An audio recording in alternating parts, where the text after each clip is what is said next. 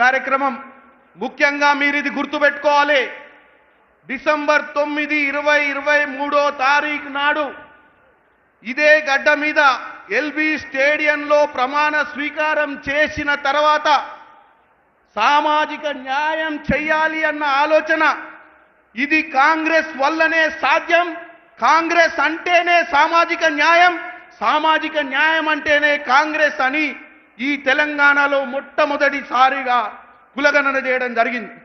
మీ అందరికీ తెలుసు, మిగులు రాష్ట్రం 2014లో కేసీఆర్ గారు ముఖ్యమంత్రిగా ఉండే 2009 డిసెంబర్ 2023 నాడు మన ముఖ్యమంత్రి రేవంత్ రెడ్డి గారు 8 లక్షల కోట్లు అప్పైన రాష్ట్రానికి ముఖ్యమంత్రి అయ్యి కూడా ఇచ్చిన గ్యారెంటీలు నెరవేర్చాలి అన్న ఒక్క పట్టుదలతోటి మొదలు పెడితే ఉచిత బస్సు, 200 యూనిట్ల కరెంటు, రైతు రుణమాఫీ, రైతు భరోసా, సన్న బియ్యము, భూభారత్ ఒక్కరోజు కూడా సెలవు తీసుకోకుండా పనిచేస్తున్నటువంటి పరిస్థితి.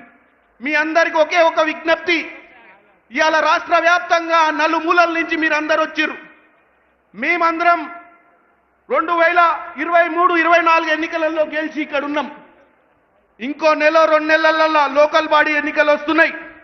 మీరు కూడా కిందున్న వాళ్ళు గెలిచి ఈ ప్రజాపాలనలో భాగస్వామ్యం తీసుకోవాలంటే ఒకటే ఒక కార్యక్రమం చేయాలి.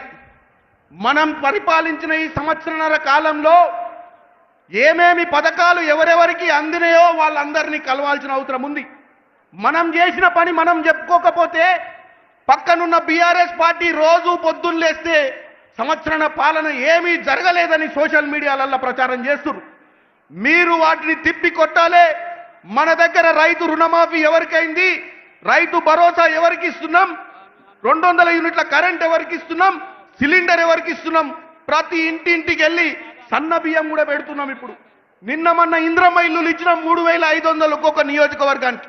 కాబట్టి మీరందరూ కూడా మీ బూతు స్థాయిలో ఎవరెవరికి ఈ సంవత్సరన్నర ప్రజా పాలనలో లబ్ధి జరిగిందో వారి దగ్గరికి వెళ్ళినప్పుడే మీరు రేపు లోకల్ బాడీలలో వార్డు మెంబర్లు కానీ, సర్పంచులు కానీ, ఎంపీటీసీలు కానీ, జడ్పీటీసీలు కానీ బ్రహ్మాండంగా గెలుస్తారని చెప్తున్నా.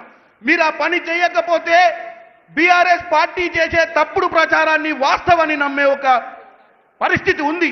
కాబట్టి మీరు దయచేసి ఈ సంవత్సరంన్నర పాలనను, 10 సంవత్సరాల పాలనను రెండిటి మధ్య వ్యత్యాసాన్ని ప్రజలకు తెలియజేయాల్సిన అవసరం ఉందని తెలియజేస్తూ, ఎక్కువ సమయం తీసుకోను, వక్తలు కూడా ఉన్నారు కాబట్టి మీరందరూ కూడా ఈరోజు ఈ సభ తర్వాత మన నాయకులు మల్లికార్జున్ ఖర్గే గారు, కేసీ వేణుగోపాల్ గారు, రేవంత్ రెడ్డి గారు, మంత్రులు, ముఖ్యమంత్రులు, అలాగే మన పిసిసి అధ్యక్షులు మహేష్ కుమార్ గౌడ్ గారు కూడా ఈరోజు సందేశం ఇస్తారు. మీ ఇక్కడి నుంచి వెళ్ళి మన ఊర్లల్లో మనం చేసినటువంటి పని చెప్పుకోవాల్సిన అవసరం ఉంది. చెప్పుకున్నప్పుడే ఇక్కడ ఈ పాలనలో ఇక్కడ డ్యాన్స్ మీద కూర్చున్న నాయకుల మాదిరిగా మీరు కూడా ప్రజా పాలనల భాగస్వాములైతారని తెలియజేస్తూ మరొక్కసారి మీ అందరికీ కృతజ్ఞతలు చేస్తూ జై కాంగ్రెస్, జై తెలంగాణ. ఇప్పుడు మాజీ మంత్రివర్యులు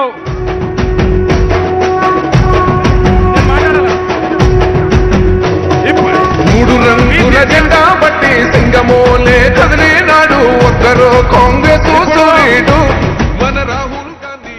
ఇప్పుడు గౌరవనీయులు పెద్దలు, సామాజిక న్యాయ యోధుడు, భారత ప్రజాస్వామ్య శక్తి చిహ్నమైన ఏఐసిసి అధ్యక్షులు మల్లికార్జున్ ఖర్గే గారికి, పెద్దలు ఏఐసిసి జాతీయ ప్రధాన కార్యదర్శి పెద్దలు కేసీ వేణుగోపాల్ గారు, మన ఏఐసిసి తెలంగాణ ఇన్ఛార్జ్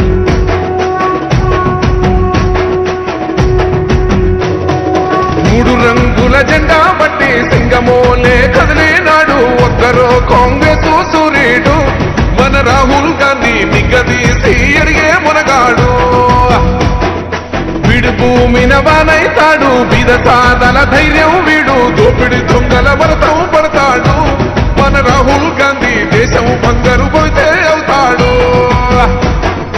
ఇందిరమ్మ సంక్షేమాలు సోనియమ్మ చేసిన మేలు, స్వాతంత్రం తెచ్చిన పార్టీ తెలంగాణ ఇచ్చిన పార్టీ. మూడు రంగుల జెండా బట్టి సింగమోలే కదిలినాడు సురుకరో కాంగ్రెస్ సూర్యుడు మన రాహుల్ గాంధీ నిగ్గదీసి అడిగే మునగాడు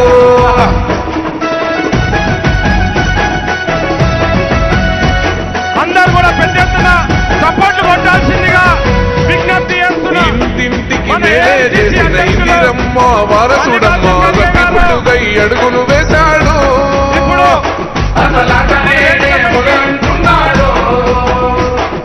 రైతు సంఘర్షణ చూసి రణము చెయ్య బయలెల్లాడు మట్టి బిడ్డ కన్నీరే దుడిసే మన నేల తల్లికి జీవం ఇస్తాడు. అమర వీరుల త్యాగం చూసి అమ్మ సోనియ తలువతోటి వచ్చిన మన తెలంగాణ రక్షణే చేయమంటున్నాడు सावधान वंदे मातरम शुरू करो. ఇప్పుడు వందే మాతరం వందే